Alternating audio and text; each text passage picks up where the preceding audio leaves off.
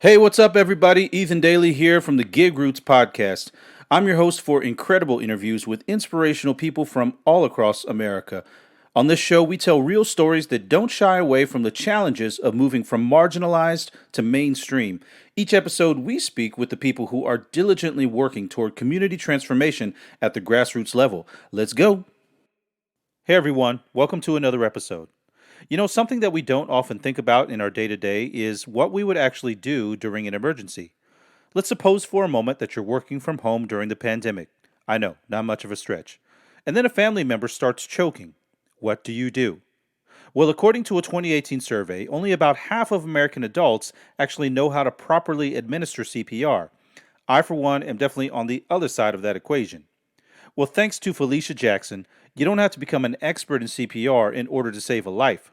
When Felicia came up with the concept for a one of a kind template that overlays onto a person suffering from a life threatening situation, she knew that she was onto something. Her company, CPRWrap, has begun taking off like crazy, and it's a good thing. Because according to the American Heart Association, approximately 475,000 Americans die from cardiac arrest each year. Felicia is working to change that. But she's also experiencing some growing pains as she looks to expand her business during this time. From her home outside of Chattanooga, Tennessee, Felicia shares the details of her journey. Take a listen.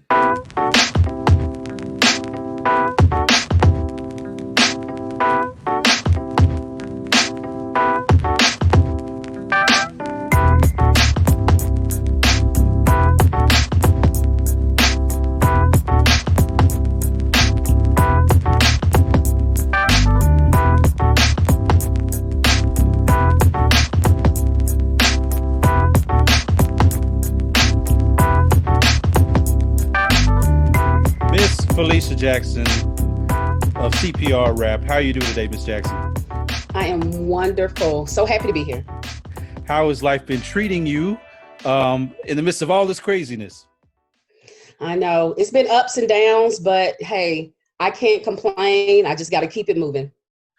So I know you should keep it moving because I'm reading about you online. I'm seeing the progress that you're making with your company. First off, I just want to say congratulations to you Thank you. on the success and how things are progressing. So I want to get right into it with some questions here because there's I think a lot of different things that we could discuss. But in particular, I saw the Forbes article that they came out with in June of this year, in which they interviewed a handful of black-owned businesses, black-owned business owners, right? And so you were Right. included in that.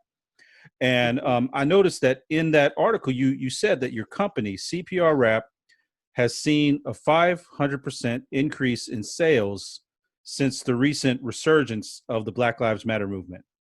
Um, Yes. so that's amazing. My question is, how had things been prior to this time? What was business like, sort of before all this stuff kind of jumped off? Right. So it was hard anyway, introducing a new medical product, into the world and, being a minority female founder, I just had so many roadblocks. And then coronavirus, COVID-19 came and, that just dampened everything. Uh, I lost some of my employees and people, they were not being too intentional. They were focusing on buying things like what was it, water, bread, and things like that. Toilet Not paper, thinking of the toilet paper. Yeah, remember that? lots of Yeah, toilet that paper. was. Oh my goodness.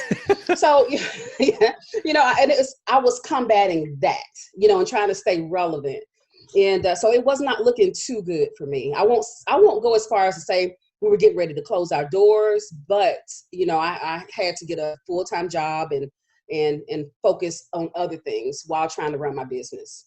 Talk about the inspiration behind the CPR rep. I mean, what was that process? Right. So this is oh my God, the story is near and dear to my heart. So in 2002, I'm a medical professional working in the hospital, and I have three children, two girls and a boy. My son was 2 years old at the time, and we were going on a family outing one day, and they call me a helicopter mom because I'm forever looking at my children, making sure they're okay. But this particular time, as we were on the road, I looked back to check on my baby and noticed that he was in distress. He was trying to cry, nothing was coming out. And so I'm screaming to my husband to pull over to the side of the road. And by the time we made it over there, it was I remember it being very heavy traffic at the time, but we made it to the side of the road. My husband jumps out of the car, gives our son to me, because like I said, I was working in the hospital, CPR certified every year during that time. And I got my baby, looked in his eyes, and I forgot everything that I was taught.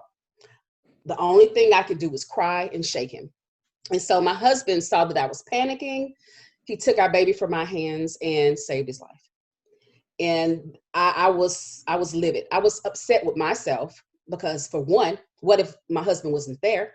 What would have happened? I knew what to do, but I just didn't at that moment. And so CPRWrap came to me actually in a dream. I knew that I wanted to help people, but it was constantly on my mind. And so I call myself a serial inventor, plus I'm a procrastinator. Those two don't mix. So, but when yeah, it was bad. It Right. was bad, but CPRWrap came out of it. What does your husband do, by the way? My husband, he's ex-military. So I think that's what kicked in. Yeah. So yeah, he's an ex-military, and he's a laborer here in Chattanooga, Tennessee. Great father, great husband. He stepped in when he should have. What's his reaction been to just your business and success? And I'm sure he's pretty excited for you, but what's his reaction been like? Yeah, it's been really good. He's proud of me. I mean, anytime I wanted to do something, he allowed me to do it. When I wanted to go back to school at the age of 30, go back to college, he allowed me to do that, take a break from my job and go to school. And, it's a funny story behind that. When I actually decided to take that jump into the entrepreneurship, I was working great, making great money as a physical therapist assistant. I mean, that was going to be my career that I retired from, right? And once I finally decided to do CPRWrap, I went all in and I quit my job. And I say a few weeks later, I decided to tell him I quit my job. It's like, I tell people don't do that. It wasn't funny then, but it's kind of funny now. Right. You can look back on it and laugh, but at the Yeah. time, kind of freaking out. Funny. Yeah, Right. we were. Right. I saw that so I know you're also in some big box retailers like Target and Walmart. In talking with a lot of other entrepreneurs, I think everybody's had a different experience with big box retailers. I think some people have said it's been really hard to make it in, to get a foothold. People have had different experiences. What was your process like just trying to negotiate those deals with those major retailers? Right. So we're in talks. We were in talks with Target because we met them when I was going through Techstars when I went there in Austin, Texas. But Walmart, and working with Walmart was great. It wasn't that hard. And you hear, I guess for me, in the direction that I take, because I tell people, you do have to learn how to say no. But every time I said yes to something, that pushed me a little bit further, to my goals. That introduced me to people that I never would have been introduced to. And one of those people were the Waltons, the owners of Walmart. Mm-hmm. And so I was able to go to Bentonville, Arkansas. I was able to meet the family, and, everybody got one of my wraps. I mean, everyone knew about my product. And that was the time that, I was able to get my product on their e-commerce platform with eyes to actually introduce it into their brick and mortar in next year, or the end of 2020 this year. So, and that's what we're trying to do now, create the brand, build the brand, because they're looking at that. They want to know before they give you shelf space, that you're able to sell product. Okay. So talk about then just your messaging and kind of your marketing strategy. If you could share, like, what's at the heart of your messaging with the CPRWrap? Right. So the heart of my messaging is my mission to empower every man, woman, and child to save a life and to be saved, actually. And how we market that is, at first I had to look, it's crazy. A product like CPRWrap, I used to say, I do say sometimes still, where there's a human life, there should be a CPR wrap. And for a product like this, I literally had 7 channels of distribution. I mean, any and every place, like there was an AED, a first aid kit in every home, car, factory, there should be a CPR wrap. But as a startup, you may have one, two, three people working with you. And so it's that you need to pick, where you're going to enter the market and work that out, and everything else will fall into place. And so we started with CPR training facilities, hospitals, because these places were doing CPR, they were working with our end users. Right. So, Right.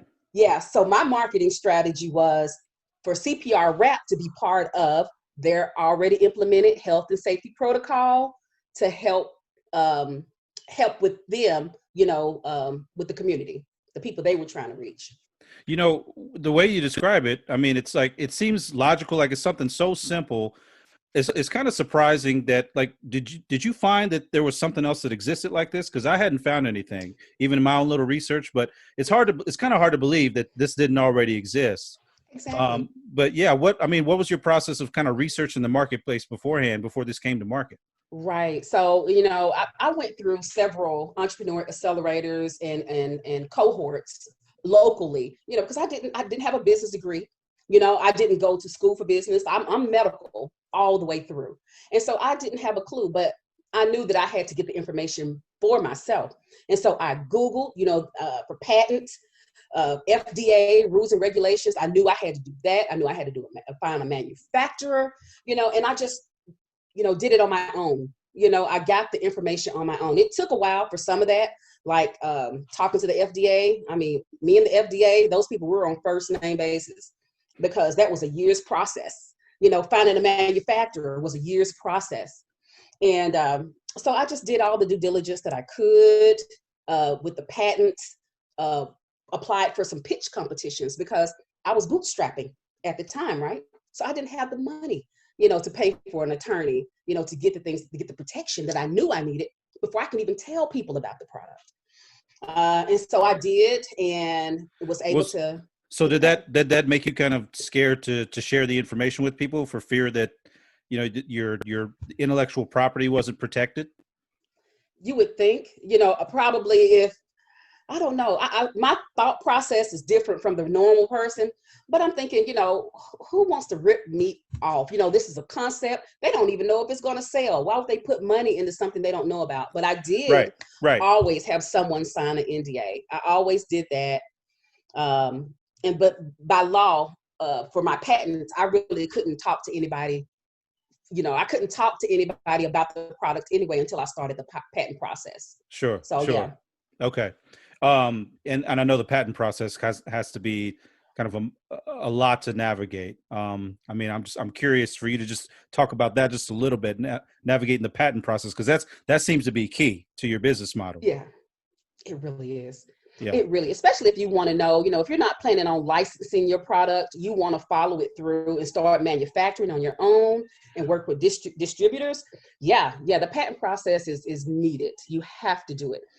And like I said, I didn't have any money, so I had to bootstrap.